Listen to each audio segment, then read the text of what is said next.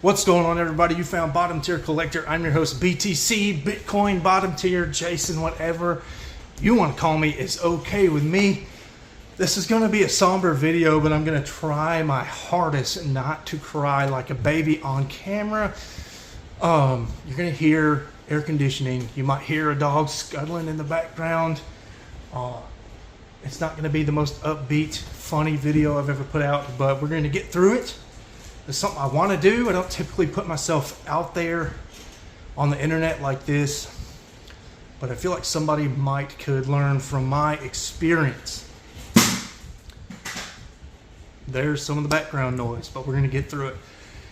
Okay, so where to start? It's been like 2 months, more than 2 months since I've last posted a video.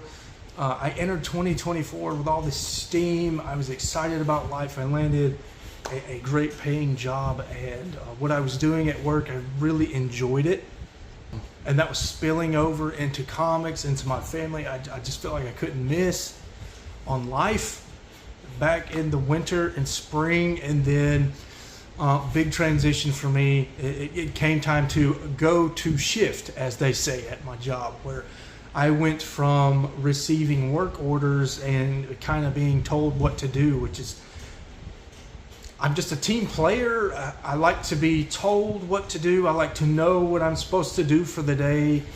And I like knowing that I can do that job, do it to the best of my ability, and go home. I am somebody that is filled with uncertainty and anxiety when I'm put in a position where I need to figure it out. I like to have directions. I like to know what I'm doing. Being put in a position where I don't know the solution fills me with anxiety. And that's where this job transition, still at the same company, just going from the preventative maintenance group where I'm just going to machines and swapping out parts, cleaning up the machine, making sure it starts back up, runs good, tight, and ready to go, to now what we call the breakdown crew, where I'm called to machines that are not working and I just got to figure it out. Sometimes I'm given a lot of help by an experienced operator. Sometimes it's just a matter of hitting a reset button. Sometimes it's a matter of just finding the right sensor and adjusting it. Sometimes we got to go upstairs and get into a control panel, and I am not an electrician by any means, and I got to look at relays and contactors, and I have to look at prints, and I have a very, very remedial, basic understanding of electrical schematics, and I got to go in here and try and figure it out. And tough luck. I've been told by my lead, well, you've got 12 hours to figure this out and fix this machine, and you can leave at 6. It's a tough pill to swallow. There's not a lot of training at my job. I will say I like the overall management of the department. I feel like it's staffed enough. I don't feel like I'm overrun with work. I feel like the work is evenly dispersed. There's plenty of people on staff. I feel like my immediate bosses, and even my lead, who is the guy who's told me you have 12 hours to figure it out, I feel like people want me to succeed. So I really like that part of my job. I have a personal problem, and I'm soul searching hard right now with the whole figure it out thing. You know, a lot of guys at work are saying this is how you get better at this job. You just got to get out there and not just tag team with somebody and watch them work. Got to get out there and figure it out, essentially. And that's just, it's not a bad thing, but and there's so much truth in that. You cannot truly learn something unless you figure it out for yourself. And it's just caused a lot of anxiety for me. Depression. I feel like depression is something I have dealt with all my life, but I didn't really understand. I dealt with anxiety until this year. I would say July, August, September, and some of October were some of the most mentally tough times in my life. I've dropped, well, I say I've dropped about 25, 30 pounds. And a lot of that, I joke with my wife, but a lot of that is the depression diet. I'm so racked with anxiety and hating my work. You know, I'm now on medication, which I'll get to that in a minute. But this summer and early fall, I was just so racked with anxiety and depression, going into work sick to my stomach. Just feeling trapped because I make really good money. I don't make so much money that I'm able to enjoy myself. I can do whatever I please. More money, more problems. Life has gotten extremely expensive for my family. And as much money as we make, it's still not enough right now. But I'm not here to talk about my finances. I'm just bringing that up to say I can't afford to lose this job. Like, I don't really have a choice but to continue to go into work every day and try to figure it out and try to get better at my job, feeling inadequate, hating what I'm doing, wishing I could go back to the preventative maintenance crew, feeling very insecure, and just taking it one day at a time, 1 hour at a time, and just trying to get through every day safe and sound, back home to my family, making sure I did the best that I could do that day, doing what I'm supposed to do to not get fired. Thankfully, holy crap, there is a maintenance shortage in my area. Industrial maintenance, they are picking people up straight out of school. Some companies are getting so desperate, like my company, they are now offering industrial maintenance apprenticeships. So thankfully, they are desperate for people to show up to work on time, have a good attitude, and as my direct supervisor has told me before, just do your best. So that is a blessing. It's hard to see that as a blessing with all the anxiety and the depression I'm going through right now. But thank God they need me as bad as I probably need them, because I need to continue to provide for my family, and I need to continue to do my part as my wife's husband and her partner, which I need to do a lot better about that as well. To continue to be her support system and her partner, her friend, and realize in this tough time for me that I am not alone in my problems. My wife is going through things with me. She has her own problems to deal with, and my children are their own people too. They have their own feelings, their own hurts, their own happiness. And I need to continue to be a good father and be there for them as well while dealing with my own problems. And it's really hard right now. It's very hard. So I just cut the hobby out. I'll be completely transparent. I don't even read anymore. I plan to pick it back up. In fact, if I feel motivated and it's not late enough after this video, I'm going to go downstairs and crack open my Lobo compendium that I bought 2 or 3 months ago. So I'm not done with the hobby. I'm not quitting, retiring, getting out, selling off my collection. I just put it down. I put pause on the hobby, on YouTube, everything. I just need to shut down. And I was having, a lot of it was due to the depression and the anxiety. Even on my off days, I could not enjoy my off days. I was just anxious all the time, and I would spend a lot of my off days, I would spend from the time I got home from dropping my kids off at school and daycare to the time I needed to get out of bed and go pick them up, which was roughly up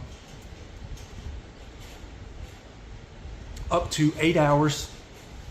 Sometimes I would spend the entire 8 hours in bed doing nothing, phone scrolling, playing video games, being depressed, being sad. And I feel like I've gotten over that. I'm not laying in the bed anymore. I've now transitioned to the living room, which is a plus because I'm putting on TV. I'm finding myself supporting the community again. I've already mentioned you, but big shout out to 22 Comics and your top 10 alternatives. It's just nice to come back to that show on my Monday nights and decompress and forget about my anxiety and just hang out with the chat. I don't make it every Monday, but it's nice to have that show. I just came out of open mic night from Hall Yeah Comics. Big shout out to Hall Yeah Comics. Go check out his channel. Dope Comics was on the channel. SideQuest Comics. And then there was like Big B McFly was on the panel. And then 2 other great YouTubers were on the channel. I forget their name, but I am subscribed and support them. Go watch that video and go subscribe to everybody I mentioned. All great people in the community.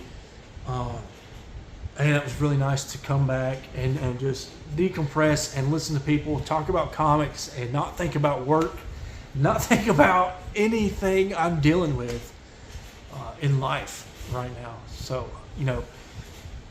comic books themselves have not been there, but the comic book community has. And thank you guys. Thank you everybody who watches this and subscribes to me. All my friends, all my real life friends, all my friends in the community. Thank you so much. Everybody I mentioned, I would like to personally tag you. I'm not necessarily tagging you for the community challenge, although I would like everybody to enter the community challenge. It would just mean a lot to me if I could come back from a 2-month hiatus, 3-month hiatus, and see people doing this community challenge for me. And then I would like to make a personal shout out message to Super Russ 9000. Russ, you are somebody that is very open about your emotions and what you deal with in life on the internet. And I'm not saying that's a good thing or a bad thing. That is just who you are as a person. And you put out a Instagram post. I think you also uploaded it to YouTube a while back about you are not being alone. And that meant a lot to me. I was having a really tough time when you posted that video. And it meant a lot to me that you said what you said in that video. And brother, I don't live your life. I have a wife and kids, and I'm independent. I don't live with my parents. But I'm going through that mental struggle with you, brother. And thank you for that message. It needed to be heard. You are a treasure to this community, Russ. And I hope you continue to stay in this community. And I'm looking forward to all the content you put out in the future, Russ. All right. I got through that. I'd like to make a personal service announcement before we get into the community challenge. 10 years ago, 15 years ago, I was somebody that looked down on mental health. And to an extent, I still sort of believe what I believe. I believe you can still choose to smile. I still believe you can choose to have a good attitude. I believe you can choose to still get off your feet and be proactive. I believe you can still choose to get through your day and be a good person and focus on controlling what you can control in your life. I still believe all those feelings that I used to feel when I was very ignorant about mental health and mental health awareness to be valid and true. There are always exceptions to the rule, and I understand there are people that do exist that have legitimate chemical imbalances and other things going on with them that prevent them from being able to choose to have that good day. And you are not forgotten when I say that. So I don't want to seem insensitive to anybody who literally cannot choose. However, I think for most of us, and I fit into this boat, you can choose to have a good day, you can choose to smile, you can choose to have a good attitude, and you can choose to be a good person. And if you deal with anxiety and depression, especially for you men out there, I know it's a lot tougher for us men to verbalize and talk about our feelings. I hate doing it. I'm somebody that has always tried to rely on myself and my own willpower and my own self-determination to just beat my head against the wall until I break it down and overcome my adversity. But this time felt hard. This recent tribulation I've gone through, it just was too much for me. I've never felt so bad about myself that I needed help, and I got help. I'm not seeing a psychiatrist, although I probably should, but I'm not taking medicine, and it's done wonders for me. It's very low dose, like 5 milligrams of each medicine I'm taking. I'm very nervous about medicine and the long-term effects of staying on medicine. You know, what will it do if I ever feel like I should come off the medicine or that sort of thing. But nevertheless, I've chosen to do something about it because I needed help, and I got it. And I want to encourage you. You know, we're not alone in this. I'm not the only one with problems. So I want to encourage you, if you are dealing with anxiety and depression and other mental issues, please go get help. Please do something about it, especially you men out there, because we love to internalize, we love to be strong, we love to take on the mindset that real men are tough and don't talk about their issues. And I think it takes a real man to get help and talk about their issues and do what it takes to be a better person. Because whether you have a family or not, there are people that rely on you. There are people that need you. There are people that care about you. And if you were suddenly not here anymore, that would be devastating to those people. All right, I'm done with the sadness. Let's get into the community challenge. Stay tuned.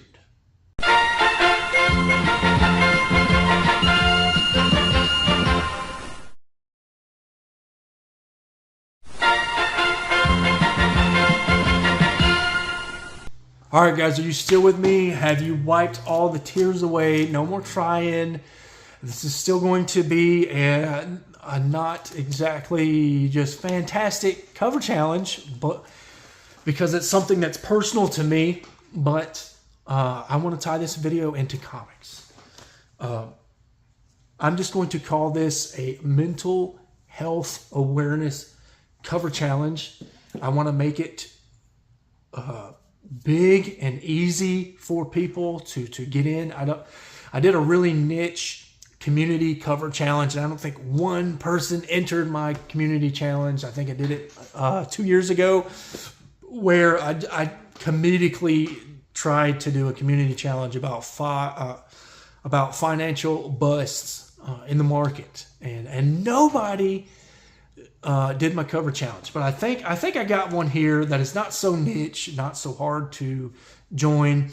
And I think a lot of people might resonate with this cover challenge. So please, it would mean a lot to me if you join this cover challenge. Mental health awareness cover challenge. So first up, I have Lobo issue 0, the Lobo issue from 0 Hour. And why I chose this exact issue, this is that cover, it's more about the issue and what's inside the issue. I just wanted a chance to talk about the issue a little bit. Lobo is a psychopath, he's a lunatic, he's chaotic, and definitely deals with a lot of mental problems. And this issue builds upon the Keith Giffen origin, updated origin on Lobo from Lobo 1 in Volume 1. This is Lobo Zero from Volume 2, part of the 0 Hour storyline. And this is Alan Grant not really taking away from Keith Giffen's origin at all. It just kind of adds on to it and kind of makes Lobo more ridiculous, which I appreciate. I love Lobo the more ridiculous he gets. There's a lot of fans out there that prefer Lobo from the late 80s and the early 90s prior to this, when he's more of just a badass psychopath. And this newer mid to late 90s era of Lobo is completely ridiculous, completely absurd. And having been a Looney Tunes, a Beavis and Butthead, a South Park kid growing up, I just love that take on Lobo, even though I love all takes on Lobo. But what specifically in this issue I want to cover and talk about is Lobo does a lobotomy on himself. He cuts his head open in the middle of surgery and implants a radio inside of his head that constantly plays rock and heavy metal music. I don't believe that is acknowledged in continuity anymore, but it's never been taken out of continuity. So it is safe to assume that to this day, even in the, what are we in now, the all-in era of DC, Lobo still technically has a radio blaring heavy metal and rock music into his brain. I don't think it is in this issue, but there's another issue in Volume 2 where it discusses how the radio is connected to some radio station in space, and the radio station decides to change the music, which affects Lobo's brain, and he goes to the radio station and has the music changed back to heavy metal and rock music, and it is done in typical violent Lobo fashion. A fantastic little arc there. I just love that. And if that just doesn't showcase the mental issues, the chaotic, insane, psychopathic nature of Lobo, I don't know what does. Next up, we have quite possibly my favorite female character in all of comics. I still don't know a lot about her, but my heart just bleeds for this character. I have Doom Patrol 19, the first appearance of Crazy Jane from Doom Patrol. Crazy Jane has, I believe, it's either 57 or 67 different personalities, and each personality presents its own unique ability, sometimes a superpower, sometimes something else. I think my favorite personality of hers, I think it's Silver Tongue is the name. And when she speaks, this was really cool. This power was featured in the Doom Patrol show. Whenever she speaks, the words literally come out of her mouth and form into like silver weapons, knives, or whatever. And she can shoot what she says at bad guys. It's a really cool, unique power. She's got one where she like turns into the sun and can shoot fireballs. She's got like one where she turns into a prostitute and she can seduce people. I mean, if you really think about it, she's overpowered. But what balances her out is she's freaking schizophrenic, crazy, insane. She's got PTSD. She's got like every mental disorder, syndrome you can think of. It just makes your heart bleed for her. They really go into her origin and her background in season 2 of Doom Patrol. in the season finale is just breaks your heart. I don't want to spoil it, but if you can handle the absurdity, just the progressiveness of Doom Patrol, then there's the nature of the show, and you get to that season 2 finale, boy, is it going to break your heart. And I think I think it will touch a lot of people. Crazy Jane is a special character, and I'd like to see her in more comics. This issue, I think, largely just covers her meeting the Doom Patrol and meeting Robot Man, who is on the cover. Next up, we have Green Lantern 48, the infamous first appearance of Kyle Rayner, but that is not why it's in the cover challenge. It's in the cover challenge because this is possibly, there might be a Sandman issue in there somewhere that speaks to me a little more, but I do thoroughly enjoy this issue. I'm glad I got to meet Ron Mars and have him sign this. I was going to meet Daryl Banks this year, but due to the anxiety and the depression and the financial issues, which I will not delve into my finances, just chose not to go to Memphis Comic Expo and get the chance to meet Daryl Banks and get this double signed this year. I just put everything down, for the hobby. But yeah, back to this issue. It deals with Hal Jordan. It's just so gut-wrenching. I'm just sitting here like processing the issue again. I did a whole review on it. It was more of an overview, but I really touched on this issue. He creates a construct of his kitchen, I believe, and then his father, and has a conversation with the construct of his dead father.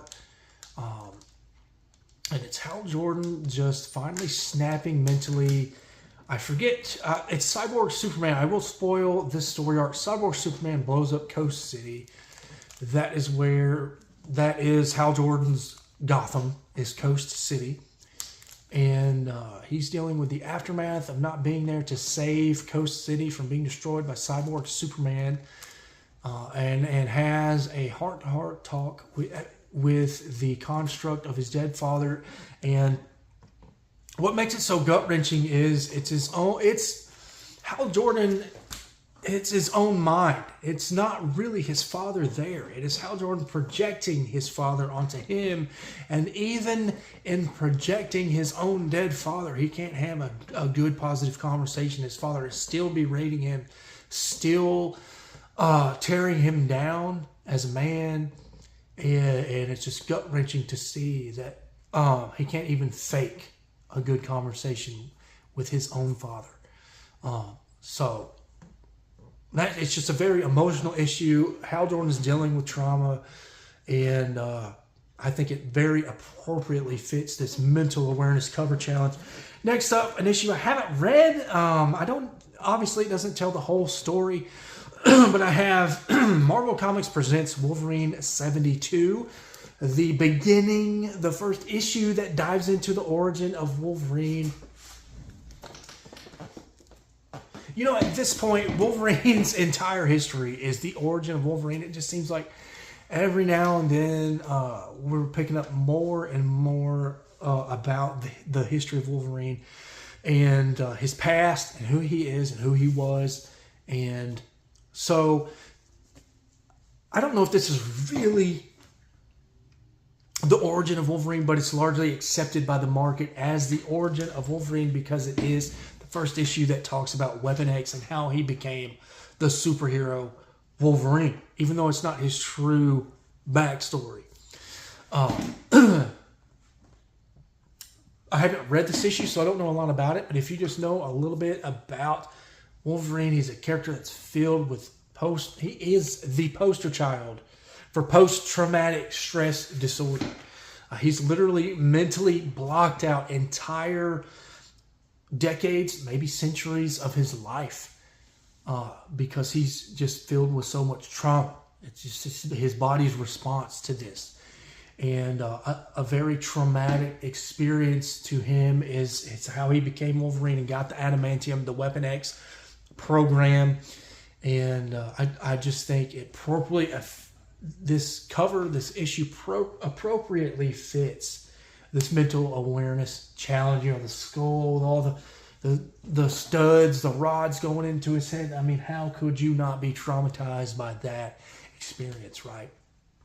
And dealing with post-traumatic stress disorder.